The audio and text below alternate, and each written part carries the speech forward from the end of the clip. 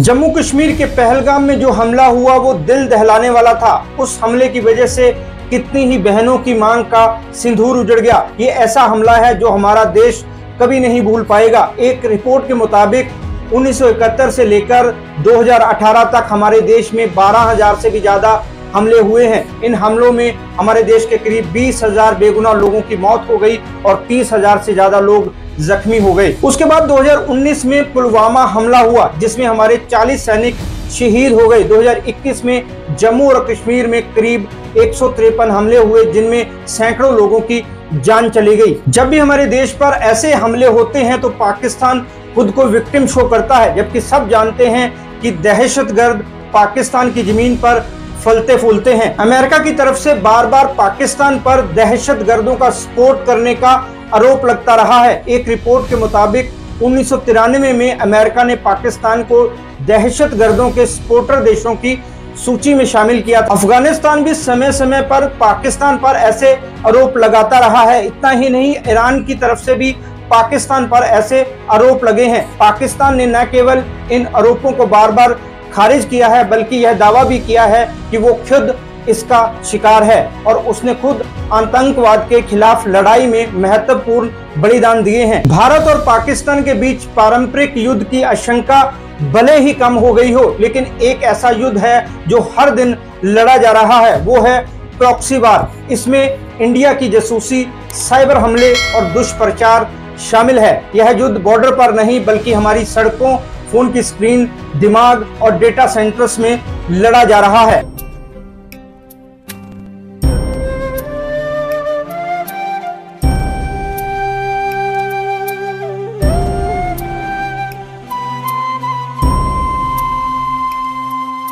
नमस्कार दोस्तों, मैं हूं राहुल राय गुप्ता और आप मुझे डिटेक्टिव गुरु के नाम से भी जानते हो और हम करते हैं देश विदेश में पर्सनल और कॉर्पोरेट इन्वेस्टिगेशन। आज हम बात करने वाले हैं पाकिस्तान की खुफिया चालों के बारे में। डिटेक्टिव होने के नाते मैं इन्वेस्टिगेटिव नजरिए से इस बारे में आपसे बात करूंगा। इस वीडियो में मैं आपको ऐसे 5 फैक्ट बताऊंगा जो हमारे देश के हर नागरिक को पता होने चाहिए। उसके बाद ये भी बताऊंगा कि देश के जागरूक नागरिक होने के नाते आप हमारे देश की सेफ्टी और सिक्योरिटी के लिए क्या कर सकते हैं। तो चलिए शुरू करते हैं।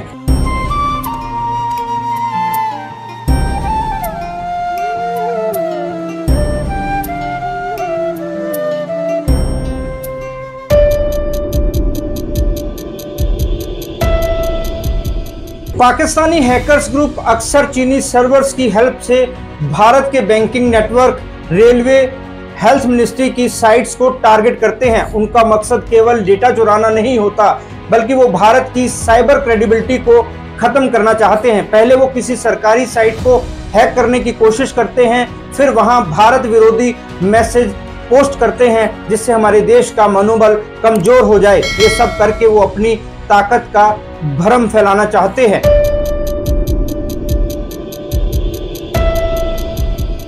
अब हर भारतीय को जासूस बनना पड़ेगा, जासूस की तरह सोचना पड़ेगा। जैसे एक जासूस हर चीज पर अपनी पैनी नजर रखता है, उसी तरह आपको भी अपने आसपास की चीजों के बारे में अवेयर रहना होगा। अब सवाल केवल बॉर्डर का नहीं है, यहाँ हमारे सैनिक अपनी जान की बाजी लगाने के लिए हमेशा तैयार रहते हैं। अब सवाल है हमारी पहचान, हमारे कल्चर, हमारी जड़ों का, जिनकी वजह से हम इस दुनिया में सांस ले रहे हैं। यदि आपको किसी सरकारी वेबसाइट की सामग्री अचानक बदलती दिखे या अजीब मैसेज आए तो तुरंत संबंधित अधिकारियों को सूचित करें। ये मैसेज कुछ ऐसे हो सकते हैं: भारत की सेना मुसलमानों को टारगेट कर रही है, सरकार आपके डेटा की जासूसी कर रही है, कश्मीर में नरसंहार हो रहा है। इस प्रकार के नैरेटिव्स पाकिस्तान के सोशल मीडिया हैंडलों से फैलाए जाते हैं, लेकिन हम क्या करते हैं, बिना सोचे समझे ऐसे मैसेजेस को फॉरवर्ड कर देते हैं। पहले किसी भी मैसेज को ध्यान से पढ़ें, जांचें और उसके बाद सोचें कि उसका क्या करना है। डाउटफुल मैसेज को तुरंत डिलीट कर दें। आपकी अलर्टनेस इस युद्ध में सबसे बड़ी ढाल है। एक जासूस के नजरिए से इन हमलों को पहचानना जरूरी है। एक जासूस की तरह सोचें। हर आवाज, हर डेटा लीक, हर अफवाह दुश्मन द्वारा फैलाया जाल हो सकती है। अगर समय रहते ऐसी चीजों को न पहचाना जाए तो यह इंटरनल सिक्योरिटी के लिए जानलेवा साबित हो सकता है। जब किसी टॉपिक पर अचानक हजारों नए अकाउंट्स एक जैसी पोस्ट करने लगे या व्हाट्सएप ग्रुप्स में बार बार वही वीडियो वायरल होने लगे तो समझ जाओ कि इसे दुश्मन द्वारा फैलाया जा रहा है।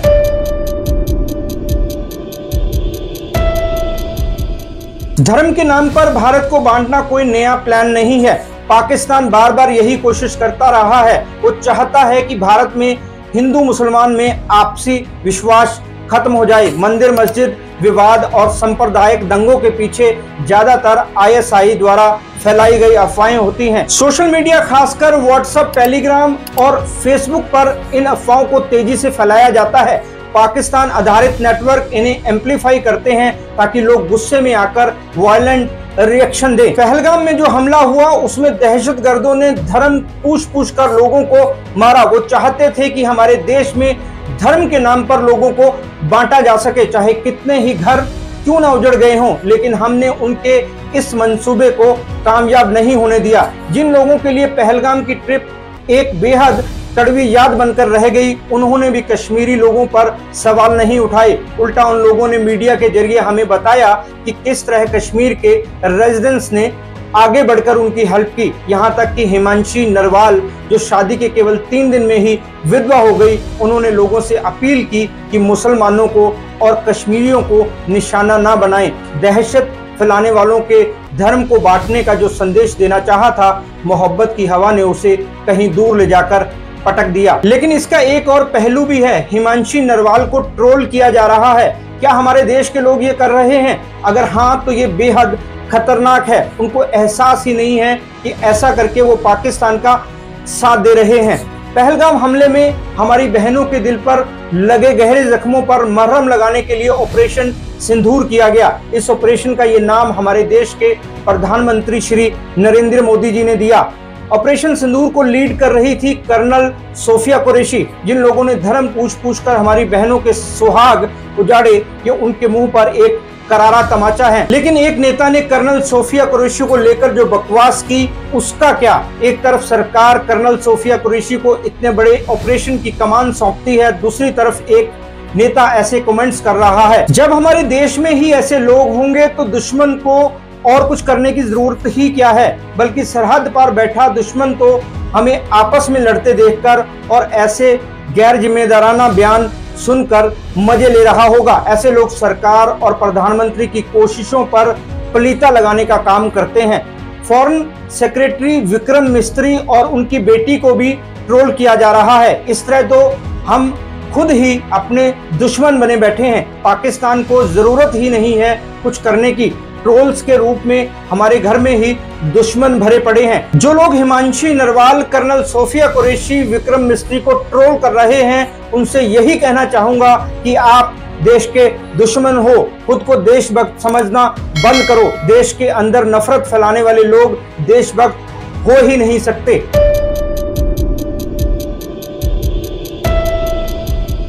धर्म के नाम पर नफरत फैलाने वाला कोई मैसेज आए तो उसे फॉरवर्ड ना करें। अब वक्त आ गया है कि हम केवल भारतीय होकर सोचें कि हमारे लिए क्या सही है। अपने अपने घर में अपना धर्म निभाओ। किसने रोका है? जब बात देश की आए तो सब ने एकजुट होकर दुश्मन का मुकाबला करना है। इसी से हमारे देश का भविष्य तय होगा। हमारा समाज और देश सुरक्षित रहेंगे। तो आज से, बल्कि अभी से ऐसे किसी भी मैसेज को तुरंत डिलीट कर दें। भेजने वाले को थोड़ी डांट भी पिला दें। एक एक हिंदुस्तानी अगर ऐसा करने लग जाए तो हम ही काफी हैं पाकिस्तान जैसे देश को हराने के लिए। ऐसी जगह न जाएं यहाँ धर्म के नाम पर नफरत परोसी जाती हो। ऐसा करने वाले लोगों को आईना दिखाएं। उनको बताएं कि असली देशभक्ति ये नहीं है। हम अपने ही देश के लोगों को कटघरे में खड़ा करके देशभक्ति की दुहाई नहीं दे सकते।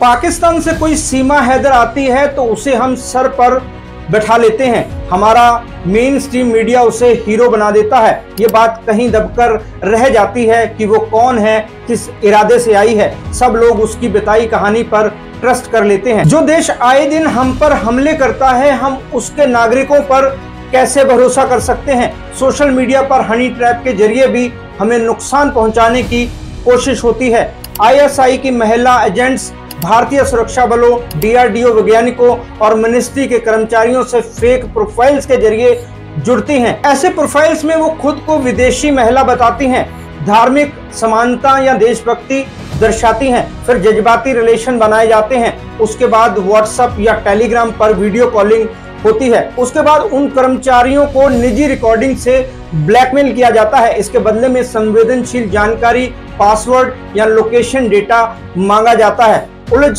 फिल्म में जानवी कपूर के साथ यही किया गया था। ये तो थी सरकारी तंत्र की बात। हमारी सिक्योरिटी एजेंसियां इन चीजों से निपटने के लिए दिन रात काम करती हैं। वो पहले से ज्यादा अलर्ट हैं और ऐसी रणनीतियां बनाती रहती हैं कि ऐसी नौबत ही ना आए।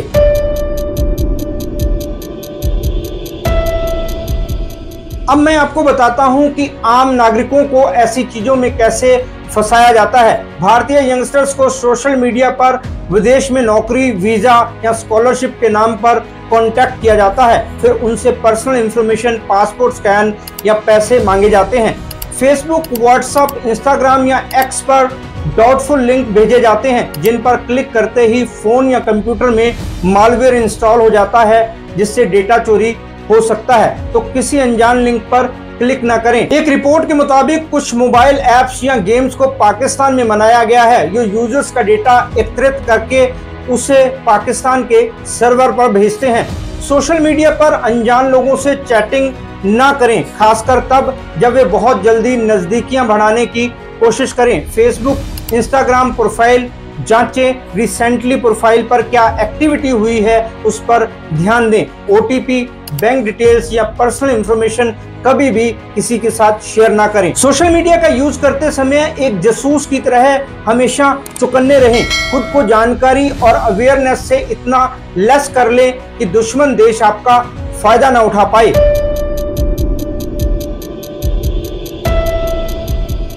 OTT और YouTube की वजह से मनोरंजन की दुनिया को ज्यादा एक्सपोजर मिलने लगा है। हमारे देश के सीरियल, फिल्में दुनिया भर में देखी जाती हैं। वहीं हमारे देश के लोग भी कई दूसरे देशों की फिल्में और सीरियल देखते हैं। इन देशों में एक देश पाकिस्तान भी है। हमारे लोगों ने हमेशा वहां के कलाकारों को बेहद प्यार और सम्मान दिया है। कला की बात आती है तो किसी के दिल में कोई नफरत नहीं होती, कोई गिला नहीं होता, क्योंकि हम जानते हैं कि कला कला होती है, चाहे वो किसी भी देश की हो, और कोई भी कलाकार किसी धर्म या देश से बंधा हुआ नहीं होता। लेकिन भारत पाकिस्तान के इन हालातों के बीच एक और पहलू उभर कर सामने आया है। पाकिस्तान के एक्टर बढ़ चढ़कर हमारे ऑपरेशन सिंदूर को कोस रहे हैं, उसे शर्मनाक बता रहे हैं। क्या उनको पता नहीं कि उनका देश हमारे साथ कितनी घटिया हरकतें करता है, हम पर हमले करता है जिनमें बेगुनाह लोग मारे जाते हैं, सरहद पर हमारे सैनिक शहीद होते रहते हैं। दोस्तों, ये वो एक्टर हैं जो हमारे देश में आकर हमारी फिल्मों में काम कर चुके हैं, जिनको हमने सर माथे पर बैठाया था, अपने देश में इज्जत दी थी, काम दिया था। आपको शायद याद होगा कि कुछ साल पहले सरकार ने सुरक्षा कारणों से पाकिस्तानी कलाकारों पर बैन लगा दिया था। बाद में उस बैन को हटा दिया गया था। उसके बाद कई कलाकार हमारी धरती पर आए और हमारी फिल्मों में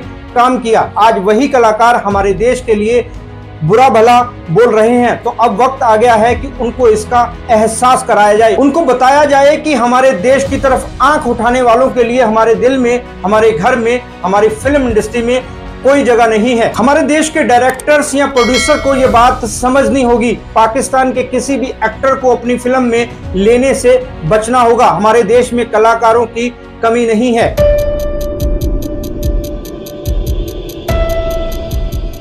लेकिन एक नागरिक होने के नाते हम क्या करते हैं? हम अपने ही कलाकारों की फिल्मों का बाइकआउट करते हैं। ये बिल्कुल सही नहीं है। आखिर हम खुद के ही दुश्मन क्यों बन रहे हैं? इसका सबसे बड़ा कारण है गलत इंफॉर्मेशन का फैलना।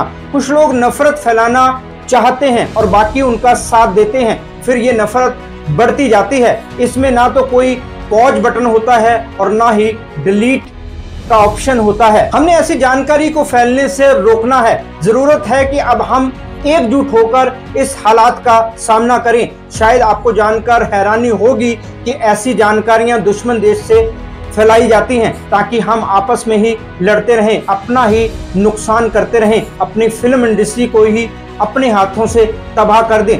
तो अब से कोई भी फिल्म आए, अपनी पसंद के हिसाब से उसे देखें, मनोरंजन के लिए देखें। फिल्म अच्छी ना लगे तो उसकी नेगेटिव फीडबैक दे सकते हैं, लेकिन केवल इसलिए फिल्म को बायकॉट ना करें कि आपको किसी ने ऐसा करने के लिए कहा है। यहाँ तक पाकिस्तानी कलाकारों की बात है, उनको शौक से बायकॉट करें। अगर वो ये नहीं समझ सकते कि हमारी बहनों पर क्या बीती है तो हम उनको क्यों सर पर बैठाएं। हमें नहीं चाहिए ऐसा मनोरंजन।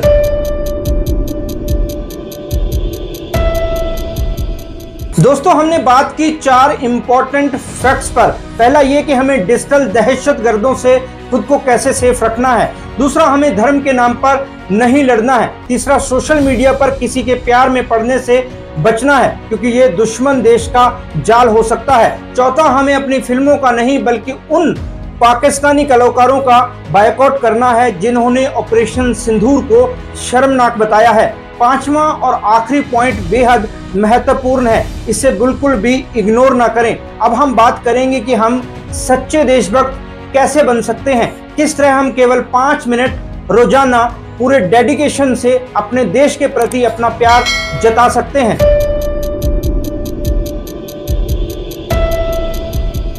सोशल मीडिया पर गलत पोस्टों को रिपोर्ट करें। देश को गुमराह करने वाली, नफरत फैलाने वाली जानकारी का विरोध करें। अपने अकाउंट से सैनिकों को धन्यवाद बोलें। हमारे देश के किसान जो हमारे अन्नदाता हैं उनको धन्यवाद बोलें। अपनी लिस्ट में कम से कम 5 लोगों को रोजाना अवेयर करें कि नफरत नहीं फैलानी है, एकजुट होकर देश की रक्षा करनी है।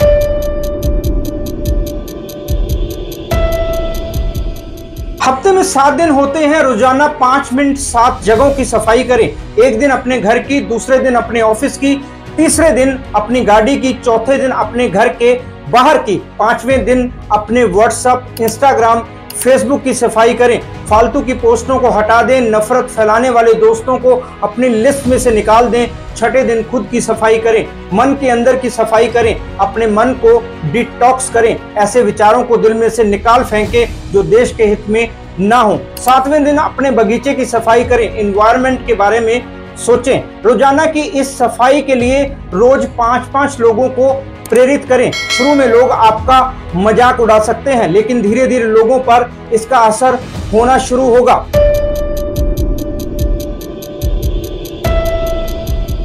बाइक पर जाते समय हेलमेट लगाएं। कार में बैठते ही सीट बेल्ट लगाएं। रेड लाइट क्रॉस ना करें। ओवर स्पीड में गाड़ी ना चलाएं। एम्बुलेंस को रास्ता दें। लोगों से तहजीब से पेश आएं। हॉर्न तभी बजाएं जब बेहद जरूरी हो। चलिए बताता हूं कि इन बातों का देशभक्ति से क्या लेना देना है। अगर देश के सब लोग ट्रैफिक नियमों का पालन करेंगे तो एक्सीडेंट नहीं होंगे, जिससे लोगों की जान तो बचेगी ही, साथ ही देश के रिसोर्सेज भी कम खर्च होंगे। दोस्तों, एक जासूस की असली ताकत उसकी नजर नहीं, उसकी समझ होती है। अगर हर भारतीय के अंदर किसी जासूस की तरह ऐसी समझ हो तो कोई दुश्मन हमारे देश की तरफ आंख उठाकर भी नहीं देख सकता। एक बदलाव की उम्मीद में मैं अपनी बात खत्म करता हूं और ये वीडियो देखने के लिए आपको दिल की गहराइयों से धन्यवाद। ये वीडियो आपको कैसा लगा कमेंट करके जरूर बताएं। इस टॉपिक को लेकर आपके कोई सवाल हो तो कमेंट करके पूछ सकते हैं। इस वीडियो को अपने दोस्तों, रिश्तेदारों के साथ शेयर करना ना भूलें ताकि ज़्यादा से ज़्यादा लोगों को ये जानकारी मिल सके। और हाँ, हमारे चैनल को सब्सक्राइब जरूर करें ताकि ऐसे इंफॉर्मेटिव वीडियो आपको मिलते रहें। फिर मिलते हैं जानकारी से भरपूर एक और वीडियो में। तब तक के लिए अपना और अपनों का ख्याल रखें, खुश रहें, मस्त रहें। जय हिंद। डिटेक्टिव गुरु